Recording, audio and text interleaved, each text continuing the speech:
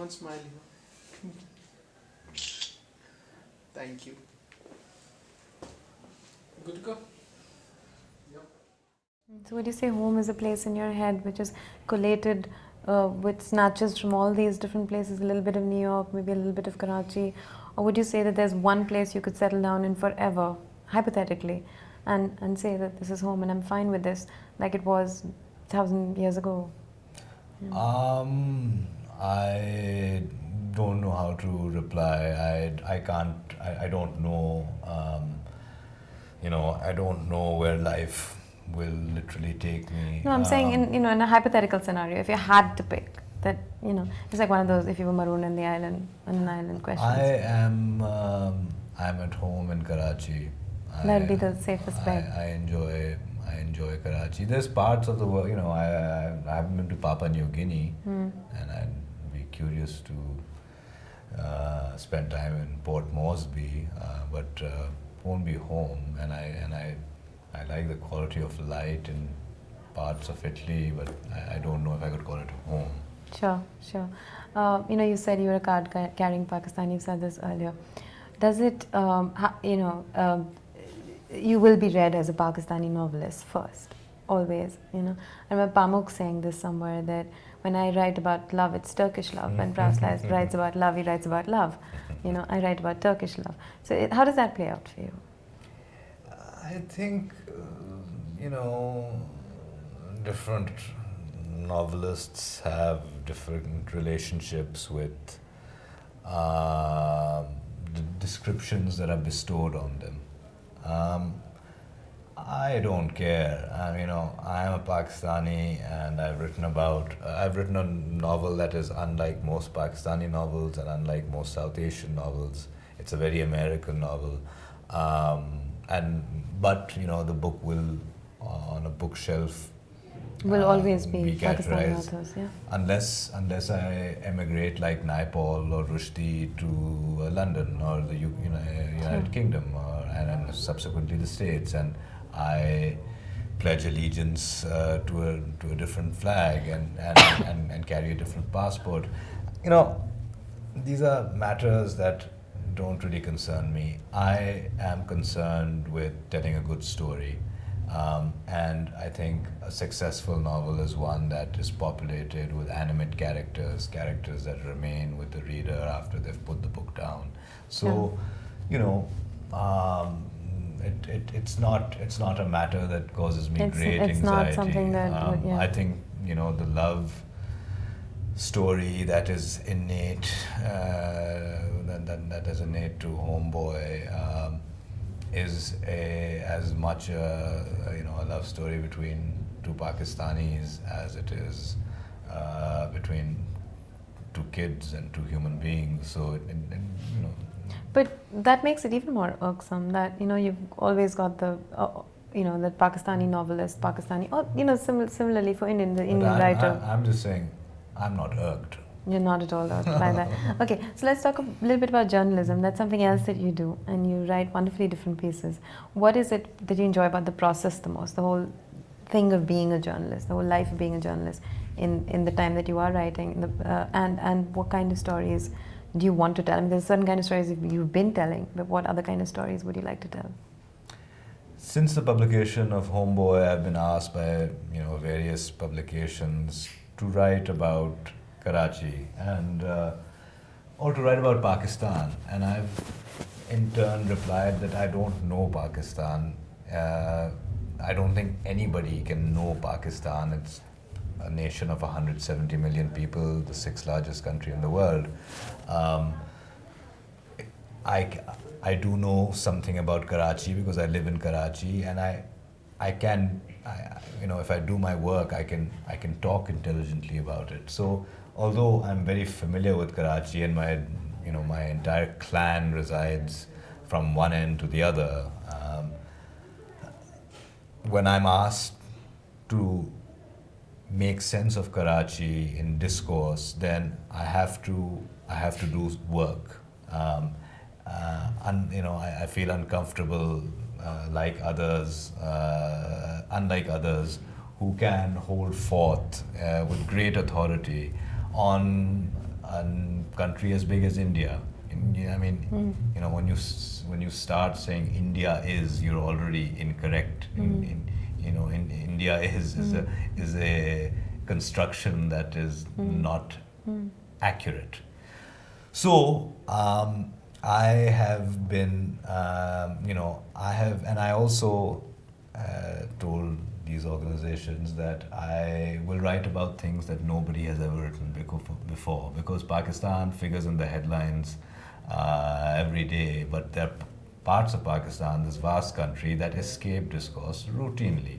So I went to a Nani Mandir, which is in Balochistan, in the hills of Balochistan. It's one of the holiest Hindu sites in the world, because Kali is said to have fallen from the sky and shattered on the hills of Balochistan. And although there has been some spotty coverage about it, I felt that this is something that needs to be brought to the fore. I also wrote about a co-ed girls' school in a conservative, not only Pathan, but a Waziri neighborhood. Waziristan is a very unsettled part of the country because it borders Afghanistan. And I visited this school in a Waziri neighborhood where it's difficult for an outsider to go inside. This was not in Waziristan. This was on the periphery of Karachi.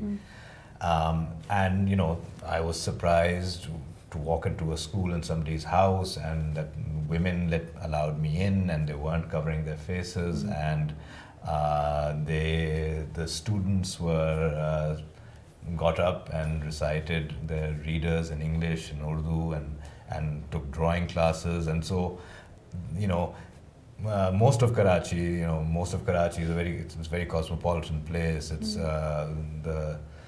the urban middle class of Karachi is perhaps the most fiercely secular in the Muslim world, but there are parts of Karachi where things are different. So, these are things that escape discourse routinely. I also wrote about the art market in Karachi, and I wrote about how single women dominate the art market. So these are things that... So essentially journalism is also about telling stories for you.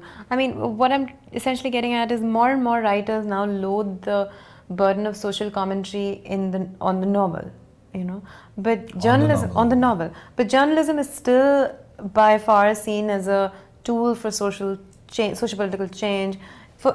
Is it like that for you as well, or is it essentially about telling stories, whether in the form of fiction or non-fiction?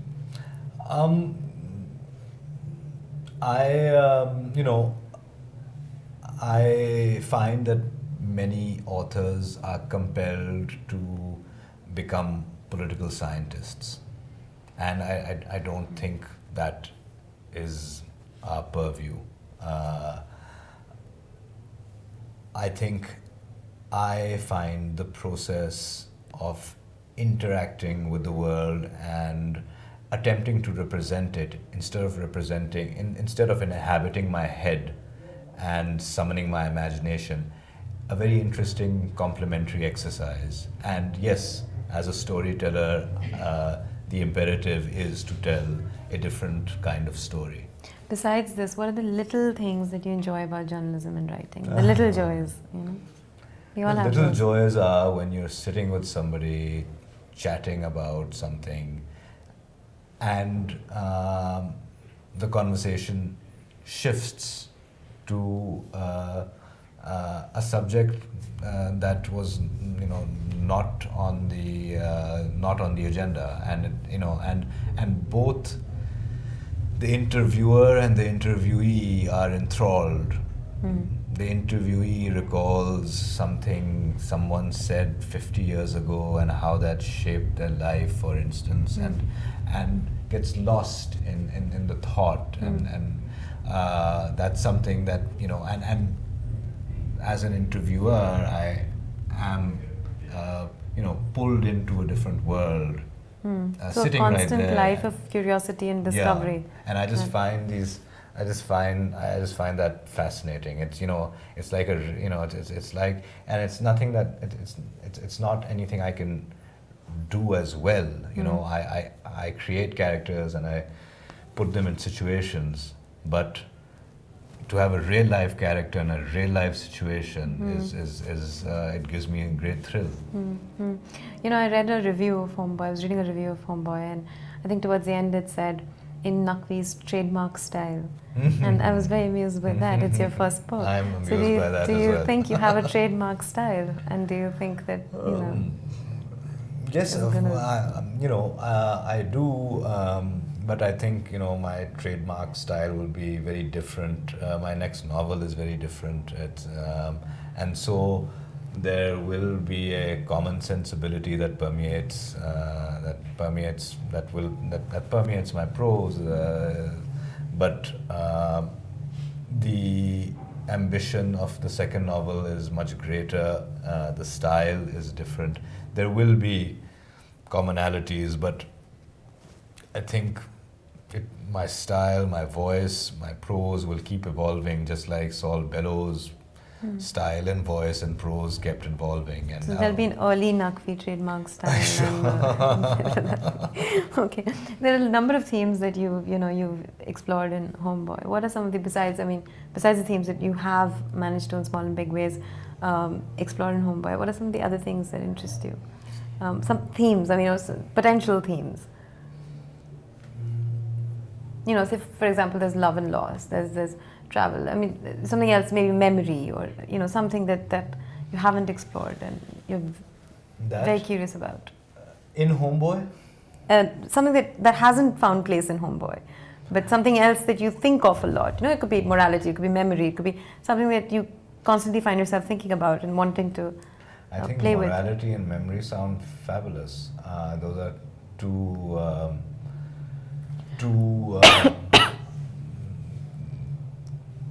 two areas that I'd love to explore. I find human interaction pregnant with drama, and I find I find as a writer I am drawn to human interaction. So what is that? Human interaction is very vague, but the relationship between two brothers, for instance, between a father and a son. The relationship between men and women has been the subject of literature, for as long as we've been telling stories, and will continue to. Sure. But there are other areas within this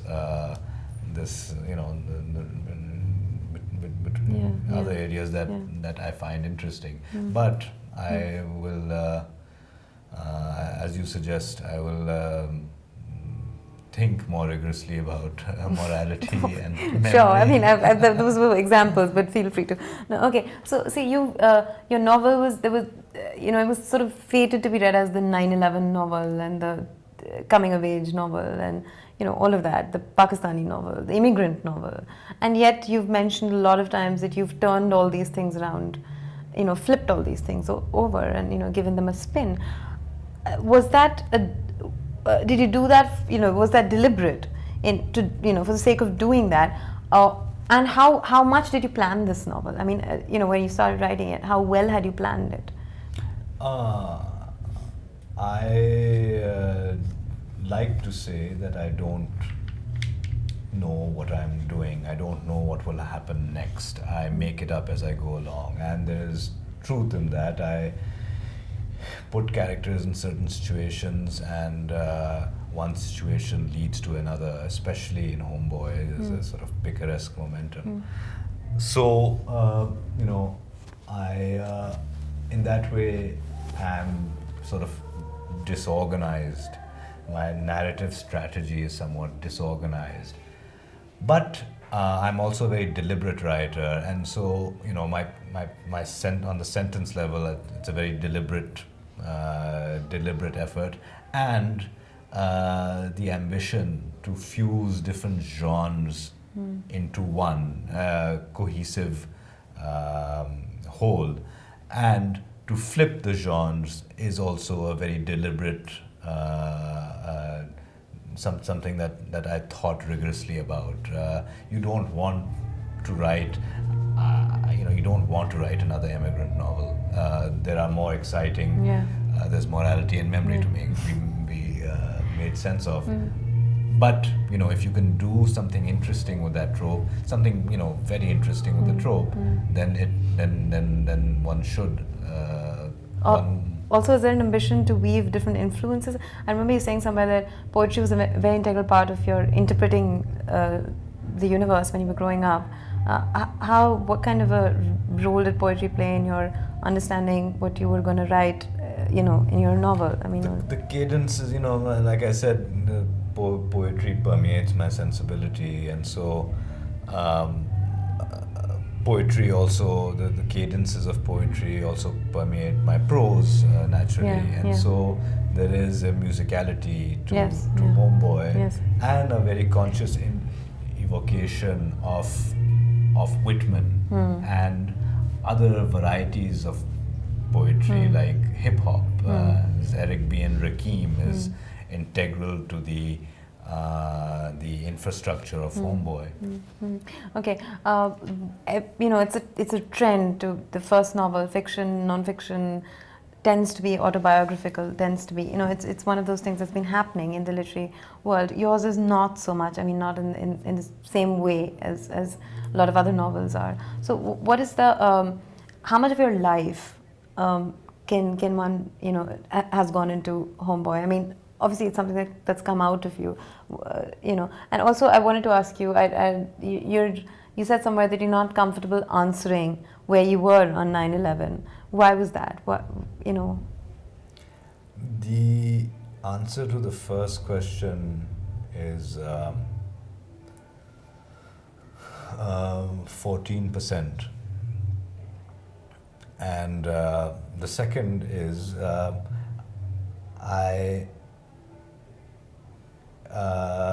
since I'm not writing a memoir, and only 14% of Homeboy can be ascribed to autobiographical material, I want to maintain the illusion of fiction. I don't want, So you fear that if maybe other details also of your life were very well known, people would try to interpret the novel through that prism to try and understand the novel? Nabokov famously kept a guarded distance. I, in this day and era, cannot. But one likes to keep a healthy distance from the world of the novel and one's own world. Okay. I have a last two questions. After 9/11, and you may not want to answer this because you want to keep that distance, but after 9/11, did you find yourself thinking and talking about your Muslim identity more in any way? Yeah, I think I'll pass on that. Sure. I'm going to ask you a little bit about your reading habits.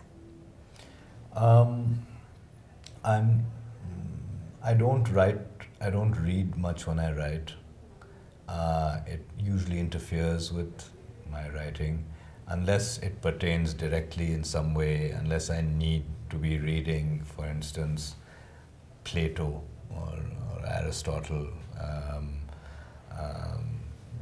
You mean as research for the book? As or a sort of research, as if I am contending with a philosophical concept, I will do some work in refreshing what I know and discovering what I don't know.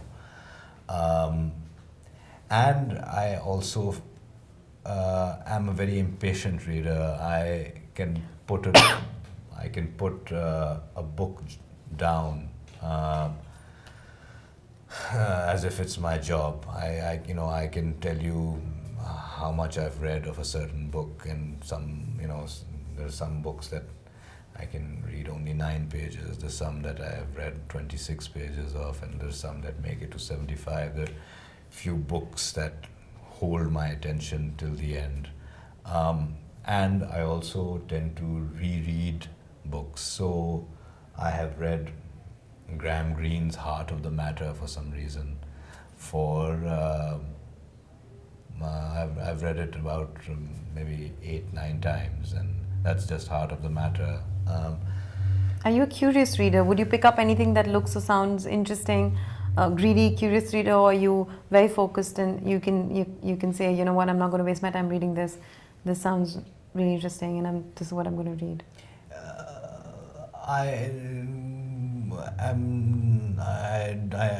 If I understand what you're asking, Okay, I'll explain this better. I walk into bookstores and I go to buy a particular book, but there's a book that the covers of books can sell themselves to me very easily. I've never heard of the book.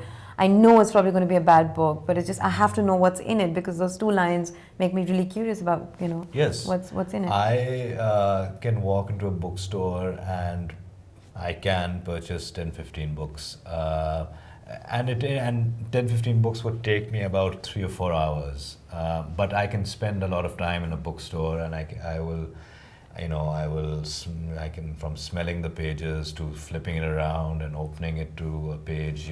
It takes some time, and there are many books that I'll put down. So in that way, yes, we're alike that way. But once I have the book, then it takes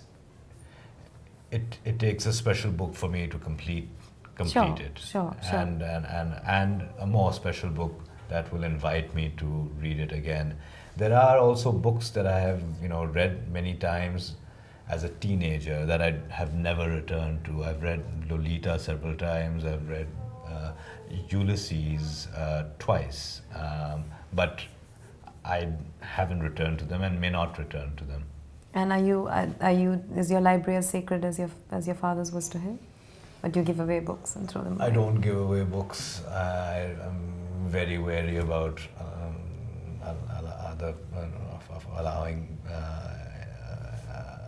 allowing people to borrow books. I also treat my books in the way I think my father would like. Okay, thank you. That'll be all. Thank you.